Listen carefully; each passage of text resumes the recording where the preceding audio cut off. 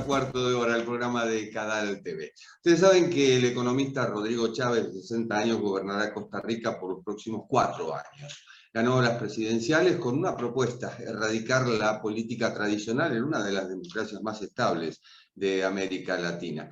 Chávez se benefició por ser el rostro nuevo, en contraste con José María Figueres, presidente entre 1994 y 1998, e hijo del 3 veces presidente José Figueres Ferrer. Hasta hace 1 año y medio, Chávez era un desconocido. En las elecciones debió sortear cuestionamientos sobre el financiamiento de su campaña y sobre todo imputaciones de acoso sexual que pusieron fin a su carrera de casi 3 décadas en el Banco Mundial. ¿Qué papel desempeñaron las redes sociales en las campañas y sobre todo cuán expuestos al remolino de desinformación se vieron los costarricenses? Seguramente Eduardo Ulibarri, consejero académico de Cadal, tiene la respuesta. Ulibarri es catedrático universitario, columnista del diario La Nación de Costa Rica, del cual fue director entre 1982 y 2003, entre 2010 y 2014 fue embajador y representante permanente de Costa Rica ante las Naciones Unidas, y acaba de publicar libro Realidades Embusteras, un análisis crítico sobre la desinformación. Si hay un campo fértil para la desinformación, presumo que sobresale la política y sobresalen las campañas electorales. Eduardo nos recibe en San José. ¿Cómo está? Un gusto, muy bien, Jorge, un placer estar aquí en este Cuarto de Hora para charlar contigo y con quienes nos vean. Muchísimas gracias. Eduardo, bueno, acaban de terminar las elecciones, segunda vuelta, campaña entre dos candidatos evidentemente diferentes uno del otro, y la influencia de la desinformación, que es justamente el tema que aborda en su último libro. ¿Cuánto ha afectado la campaña o cuánto ha influido en la campaña? La desinformación, como sucede, y tú lo has dicho, en las campañas electorales, fue un factor. Me atrevería a decir, sin embargo, que no fue el factor esencial en una campaña, sobre todo en que se enfrentan solo 2 candidatos, que es un típico juego de suma cero. Para que uno gane, el otro tiene que perder. Hay hechos políticos que se producen durante la campaña o que preceden a esa campaña que también tienen una gran influencia. Entonces, esta interacción entre hechos políticos, redes sociales y desinformación en esas redes, creo que es la dinámica pues más, digamos, robusta, en este caso para mal, de una campaña política. En el caso de esta segunda ronda de la campaña electoral costarricense, pues los medios de comunicación tradicionales normalmente fueron los que hicieron las grandes revelaciones alrededor de denuncias sobre Rodrigo Chávez y también denuncias precedentes sobre José Figueres Ferrer. Pero a partir de esas denuncias, entonces comenzó toda esta centrífuga de redes sociales, a veces con temas informativos legítimos, pero también muchísimas veces con desinformación, por ejemplo, resultados de encuestas que no existían, de documentos que nunca se dieron a conocer, videos que fueron alterados, y estas cadenas, estas cascadas que se arman no solo en páginas de Facebook o en mensajería de Twitter, sino también en los servicios de mensajería personales, como pueden ser WhatsApp, como pueden ser Telegram, como pueden ser Instagram, que hasta cierto punto son como la cañería oculta del debate público y del debate electoral, y ahí sí que la desinformación rodó de una manera muy, muy generalizada, y creo que en parte distorsionó el debate, que realmente se centró mucho en ataques personales. Esta ha sido probablemente la elección en que los temas sustantivos han estado más ausentes y los ataques personales entre ambos candidatos adquirieron la mayor relevancia. ¿Estamos preparados como ciudadanos para esquivar las balas, como quien dice? Es decir, esa información falsa o inclusive los ataques que a veces se reciben de trolls en las redes sociales. Creo que si hacemos un esfuerzo de introspección, de cierto distanciamiento, de cierta reflexión sobre lo que recibimos y lo que vamos a retransmitir, si estamos preparados. Sin embargo, ahí hay como una especie de relación, llamémosla dialéctica. Por un lado, una serie de reacciones instintivas o de sesgos que nosotros tenemos como seres humanos que nos hacen, por ejemplo, buscar o aceptar la información que coincide con nuestros prejuicios y rechazar aquella que los desafía, que nos lleva a tratar de quedar bien con nuestros grupos de referencia, de no apartarnos con lo que consideramos que es la línea central de conocimiento, de emociones de esos grupos de referencia, e incluso de tener a veces una cierta actitud performática en el sentido de divulgar cosas, incluso sin estar seguros de su credibilidad o por lo menos sin haberla verificado, simplemente porque de esa manera aparecemos como personas informadas, etc. Digamos que esos son sesgos que bajan nuestras defensas ante la desinformación.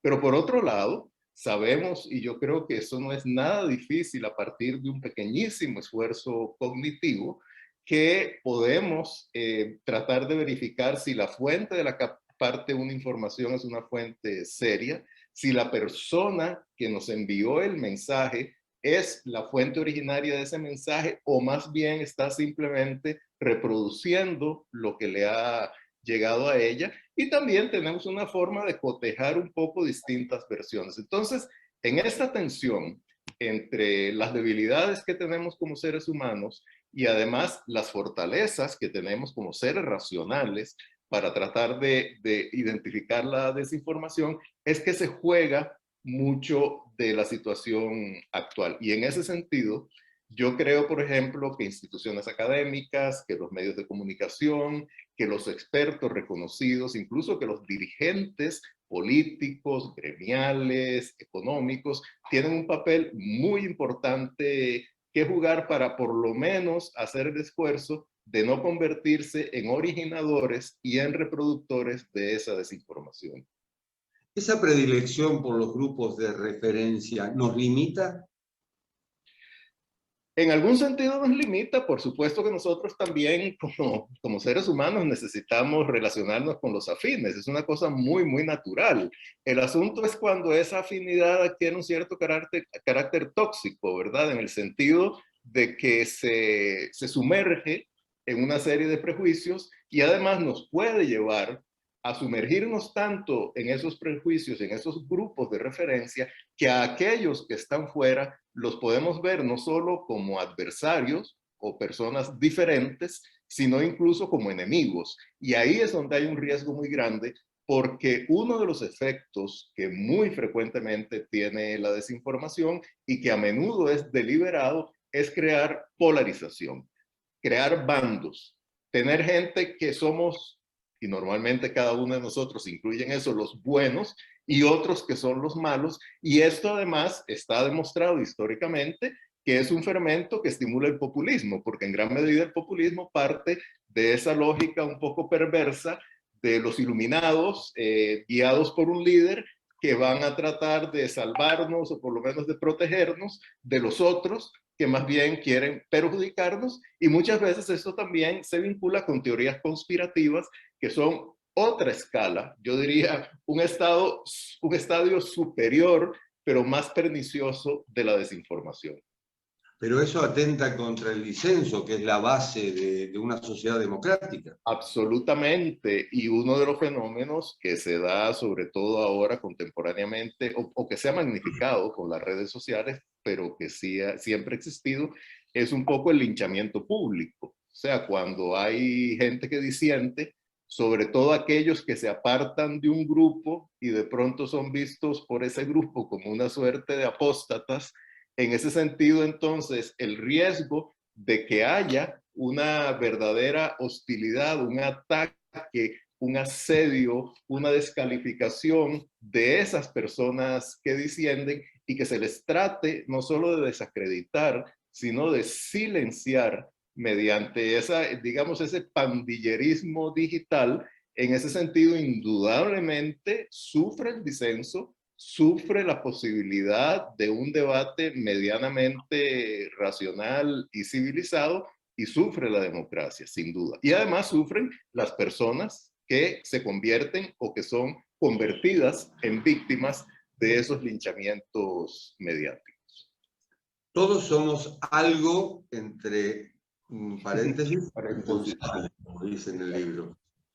Exacto, sin duda. En fin, por ejemplo, no sé, yo cito en el libro una encuesta que hizo el Centro de Investigaciones y Estudios Políticos de la Universidad de Costa Rica en 2019, según la cual un 18% de los encuestados reconoció haber reproducido información falsa por redes sociales a sabiendas de que era falsa.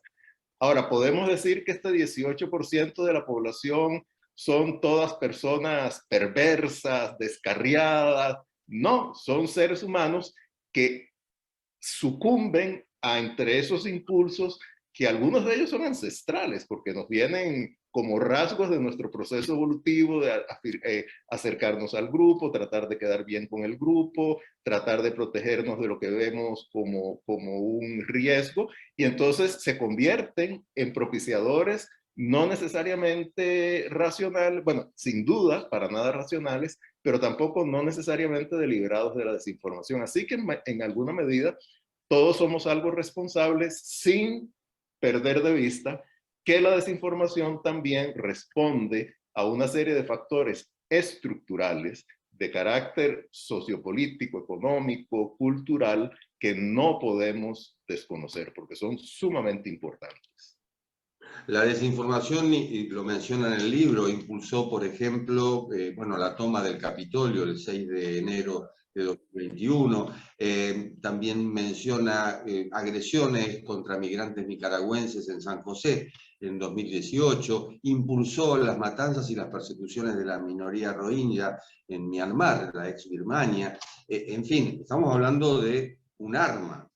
Sin duda, un arma que, digamos, surge, se nutre y también propicia de situaciones que ya existen. Digamos, en el caso de Estados Unidos, pues había habido 4 años, incluso más de eso, de administración Trump insistiendo en deslegitimar una serie de instituciones, un proceso de polarización creciente en el espectro político estadounidense.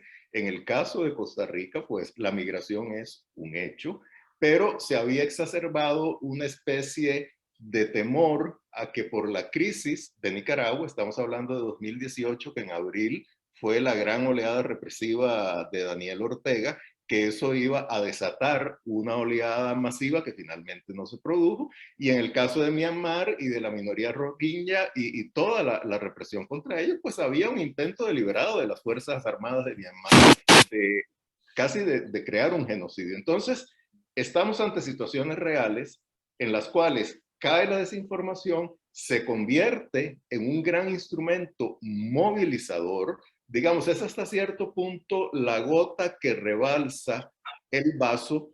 Sin el agua que hay debajo, difícilmente se iba a rebalsar ese vaso, pero también sin esas gotas, que a veces son chorros de desinformación, de teorías conspirativas, de descrédito o de denigración de los que son distintos a nosotros, entonces se producen fenómenos que tienen impacto en la realidad, que pueden ir desde un asalto a un Capitolio hasta agredir migrantes en las calles o emprender una campaña de virtual genocidio contra una minoría étnico-religiosa, como es el caso de Myanmar. Ya que hablamos de Trump, se ha comparado a Rodrigo Chávez, el presidente electo de Costa Rica, con Donald Trump. ¿Es así?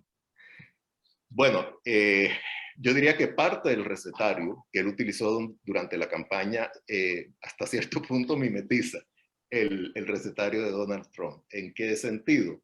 Bueno, convertir a medios de comunicación que denunciaban hechos demostrados en relación con él y con su partido en enemigos, eludir el rendir cuentas y más bien entonces presentarse como una persona víctima de grandes medios de comunicación asociados a una supuesta oligarquía ante la cual él iba a defender a los ciudadanos comunes y corrientes. Esto, igual que en el caso de Trump, ocultando que realmente alrededor de él ha habido gente que forman parte de esa oligarquía. O sea, no es que él se haya originado desde las bases de los movimientos sociales.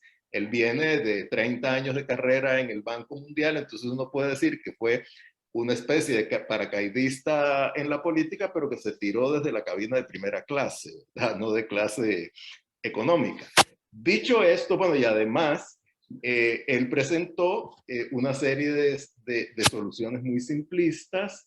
Habló de convocar referendos si los proyectos de él no eran aprobados por la Asamblea Legislativa, desconociendo que por mandato constitucional y regulaciones legales, el referendo en Costa Rica es muy acotado.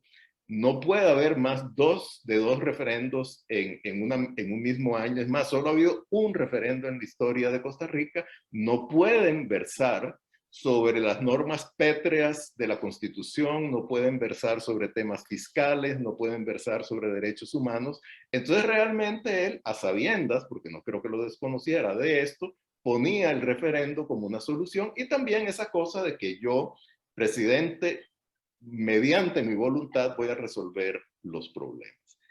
Ya una vez que ganó la elección el domingo 6 de abril, su discurso ha cambiado totalmente. O sea, es un discurso de apertura, de negociación, de respeto a las instituciones, de convocatoria a los sectores de oposición para generar acuerdos, porque no olvidemos que el partido de Rodrigo Chávez tiene apenas 10 escaños en la Asamblea Legislativa nuestra, que es muy pequeña, de 57 diputados, y es la segunda fuerza política. Entonces, su capacidad, su músculo político legislativo es débil. Y entonces yo creo que aquí hay un sentido bienvenido de respeto a las instituciones y también de realismo sobre el verdadero contexto en el que él va a tener que gobernar. Hay una tendencia de los presidentes electos de América Latina de estar en un extremo al comienzo y luego ubicarse en el centro justamente por la necesidad de votos en los congresos. Sin duda. Y bueno, Costa Rica es un país que si uno, por ejemplo, examina la historia electoral reciente y examina la composición del Congreso durante los 3 últimos periodos, tiende al centro y a la derecha. ¿Verdad? Es un país en que las opciones de izquierda, cualquier opción extrema, pero sobre todo las de izquierda, no son pues bien vistas por el electorado. Entonces, sí, él ha tenido un cierto movimiento hacia el centro, llamando por centro a un respeto, por lo menos hasta ahora, retórico y simbólico, esperemos que sea cierto en la realidad, por las instituciones.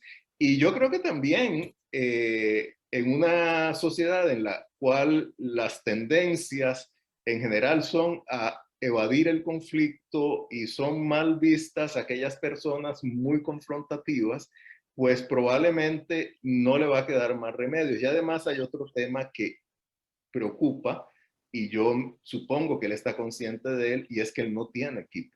O sea, él no tenía un partido, simplemente utilizó un partido que era una entidad jurídica, pero no una entidad organizativa. Sobre ese partido que nunca había tenido participación electoral, ganó la presidencia y ganó esos 10 diputados, pero no tiene una estructura de equipos, de programas, de experiencia sobre la cual él se pueda montar. Entonces tiene que empezar a armar ahora el equipo de gobierno, lo cual lleva tiempo y por lo menos va a hacer que el arranque de la administración sea más tardío. Es el 8 de mayo, pero me refiero al arranque ya funcional de la administración, vaya a ser más tardío que en otras oportunidades. Es como si hubiera dos Chávez, Chávez con S en este caso. Chávez con Z también se mostraba moderado al principio y bueno, luego ya sabemos lo que hizo en Venezuela. Sí. Sí, aquí, digamos, y siempre uno tal vez por un sentido de positividad, yo me atrevería a decir que las instituciones en Costa Rica no están en el estado tan calamitoso que estaban las instituciones en Venezuela. Aquí todavía las instituciones son sólidas. hay una serie de pesos y contrapesos que incluso rebasan lo político, lo legislativo, que tienen que ver con la Sala Constitucional, que tienen que ver con la Contraloría General de la República, con un Banco Central con alto grado de independencia y con una sociedad civil también bastante vigorosa. Entonces, en estas circunstancias y en un país en el cual, a pesar de que ciertamente hay un descontento creciente de la población y hay sectores que se sienten y están marginados, sin embargo, todavía prevalece una cultura política bastante acendrada, que es muy difícil sobreponerse a ella, pero bueno, se puede hacer el intento y el simple hecho de hacer el intento puede producir resultados muy inconvenientes. Donde no hay descontento, Eduardo. Exacto. Sí, Eduardo exactamente. Ulibarri, autor de Realidades Embusteras, un análisis crítico sobre la desinformación, su último libro. Un placer, muchísimas gracias. Igualmente, Jorge, muchas gracias. Un gran gusto. Encantado. Y así concluimos este cuarto de hora. Hoy nos tocó hablar con Eduardo Ulibarri, repito, autor del libro Realidades Embusteras, un análisis crítico sobre la desinformación. Hablamos también de la definición de las elecciones en Costa Rica. El nuevo mandato, el de Rodríguez Chávez, comienza el 8 de mayo. Nos encontramos en la próxima. Gracias. Chao.